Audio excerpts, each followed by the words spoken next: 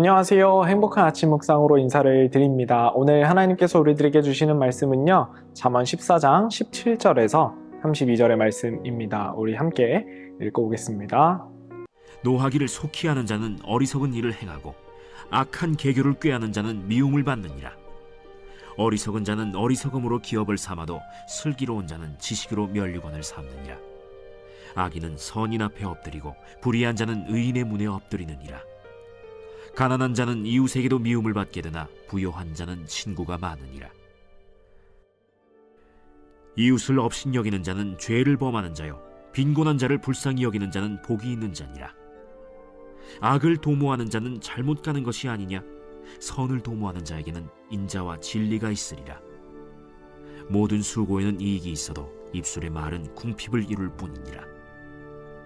지혜로운 자의 재물은 그의 면류관이요 미련한 자의 소유는 다만 미련한 것이니라. 진실한 증인은 사람의 생명을 구원하여도 거짓말을 뱉는 사람은 속이느니라. 여호와를 경외하는 자에게는 견고한 의뢰가 있나니 그 자녀들에게 피난처가 있으리라. 여호와를 경외하는 것은 생명의 샘이니 사망의 그물에서 벗어나게 하느니라. 백성이 많은 것은 왕의 영광이요 백성이 적은 것은 주권자의 패망이니라. 노하기를 더디하는 자는 크게 명철하여도 마음이 조급한 자는 어리석음을 나타내느니라. 평온한 마음은 육신의 생명이나 시기는 뼈를 썩게 하느니라. 가난한 사람을 학대하는 자는 그를 지으신 이를 멸시하는 자요 궁핍한 사람을 불쌍히 여기는 자는 주를 공경하는 자니라. 악인은 그의 환난에 엎드려져도 의인은 그의 죽음에도 소망이 있느니라. 지혜는 명철한 자의 마음에 머물거니와 미련한 자의 속에 있는 것은 나타나느니라. 공의는 나라를 영화롭게 하고 죄는 백성을 욕되게 하느니라. 슬기롭게 행하는 신하는 왕에게 은총을 입고 욕을 끼치는 신하는 그의 진노를 당하느니라. 아멘. 여러분, 저는 오늘 이 본문 말씀을 읽으면서요, 한 시트콤이 떠올랐습니다. 여러분들은 시트콤 좋아하시나요? 요즘은 많이 없어졌지만 예전에는 주로 이 저녁 시간에 시트콤이 많이 방영되어서 보았던 기억이 저에게 있습니다. 그러다 제가 얼마 전에 유튜브에서 이전에 방영했었던 이 웬만해선 그들을 막을 수 없다라는 시트콤을 제가 다시 보게 되었는데요. 이 시트콤은 회차별로 주제가 있지 않습니까? 제가 시청한 회차의 주제는요, 이 할아버지의 분노였습니다. 극 중에 할아버지가요, 이 가족들에게 화를 내는 것을 주제로 삼아서 재미있게 표현했는데요. 이 할아버지가 이 화를 내는 정도가 있습니다. 극소노, 소노, 중노, 대노, 극대노로 이 화의 크기를요 5단계로 표현했는데요. 할아버지가 각 단계별로 화를 낼 때마다요 이 가족들이 대응하는 것을 참 재미있게 보았습니다. 이 할아버지의 화를 풀기 위한 가족들의 대응은요, 할아버지를 위한 안마와 심부름 또는 이 용돈으로, 그리고 할아버지가 정말 크게 화가 났을 때는 할아버지를 피해서 도망 다니는 것까지 아주 우스꽝스러운 것으로 묘사하는 것을 보았습니다. 저는 그 영상을 아주 재미있게 보고 웃어 넘기기는 했지만 내심 할아버지가 얼마나 자주 화를 내시면 가족들이 그것을 단계별로 나누고 그에 따른 대응 매뉴얼이 있을까 할 정도로 이 할아버지가 화를 너무 많이 내시는 것은 아닌가 생각해 보게 되었습니다. 그러면서 저는 오늘 본문을 시작하는 단어인 이 노하다라는 단어가 제 눈에 많이 들어왔는데요. 이 노하다, 쉽게 말해서 화를 낸다는 것인데 우리는 왜 화를 내는 걸까요? 그러면서 동시에 저는 제 삶 속에서 제가 이 화를 해소하고 어떻게 풀고 있는가를 좀 생각해 보게 되었습니다. 혹시 내가 시트콤에 나오는 할아버지처럼 나의 일상이 쉽게 화내는 걸로 시작해서 화내는 것으로 마치는 것은 아닌지 걱정이 되기도 했는데요. 다행히 그 정도는 아니었습니다.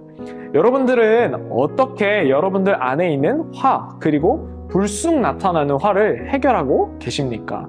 여러분도 혹시 이 시트콤에 등장하는 할아버지처럼 자신의 화를 다른 사람들에게 분풀이하듯 해결하고 계신 것은 아니겠지요.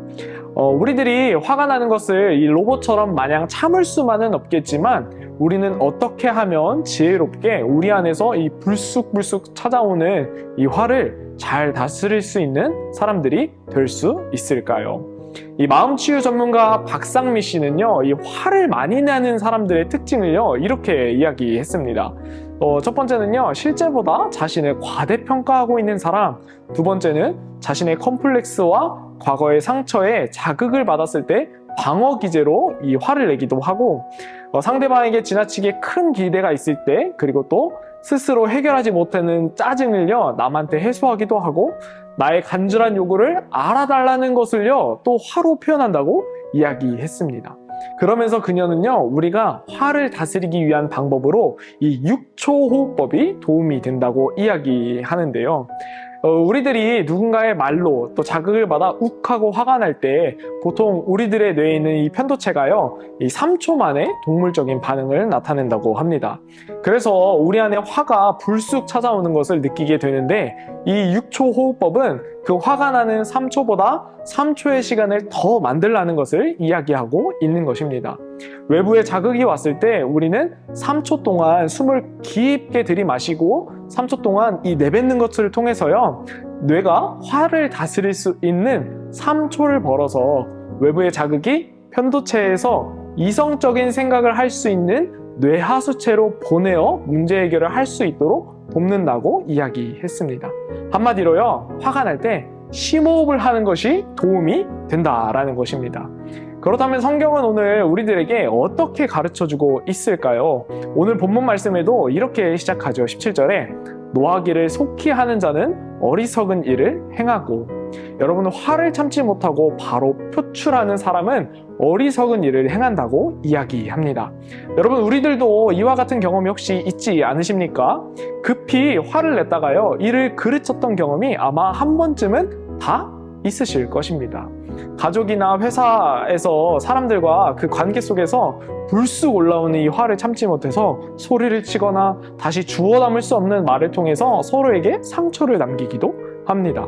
그래서 오늘 말씀은요, 이 불쑥 올라오는 화를 다스리지 못하고 속히 반응하는 우리들을 향해 천천히 여유 있게 행동하라고 교훈을 주는 것입니다.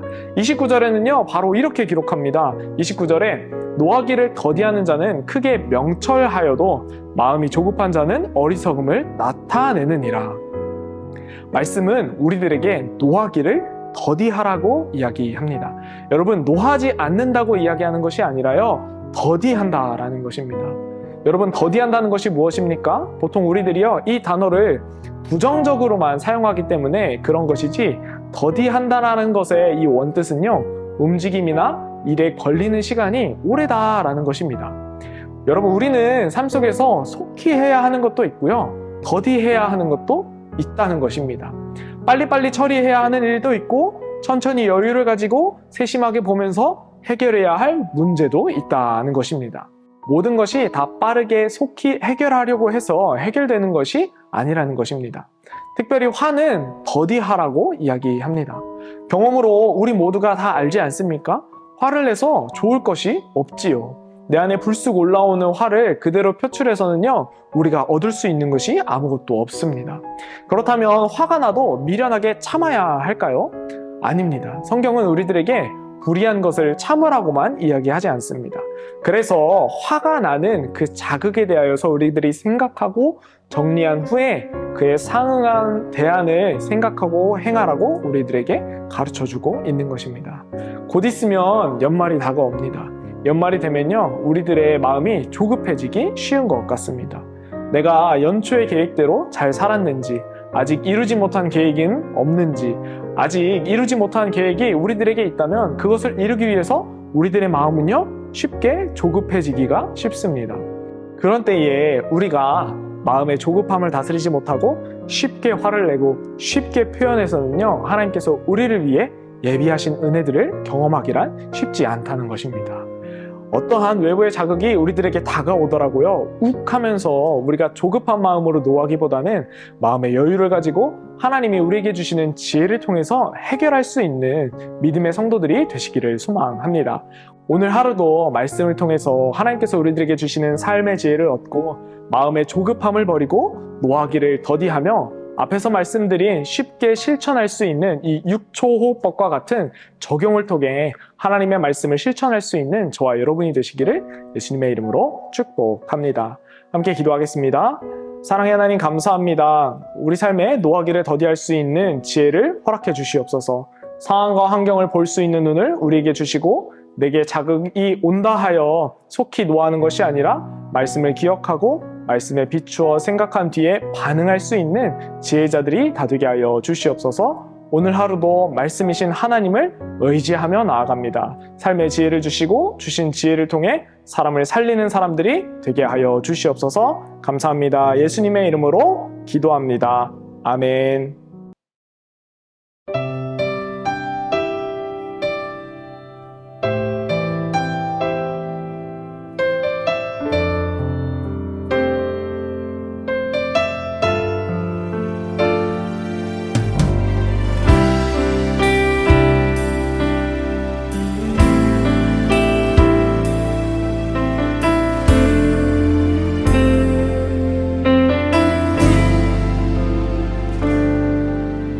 빛을 잃고 한숨 가득한 삶은 주 친히 부르시네.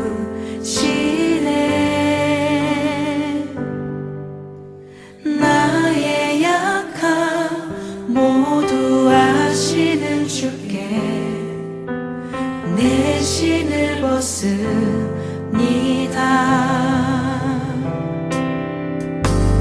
낙심하고 고된 인생을 통해 주의 뜻 이루시네.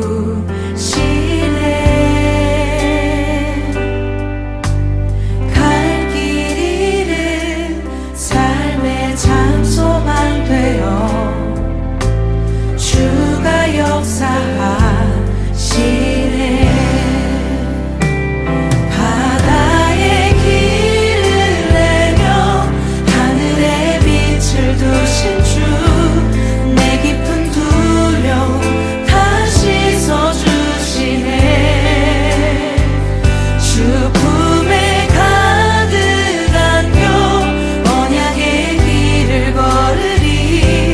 한없는 그 사랑 나 찬양하리라.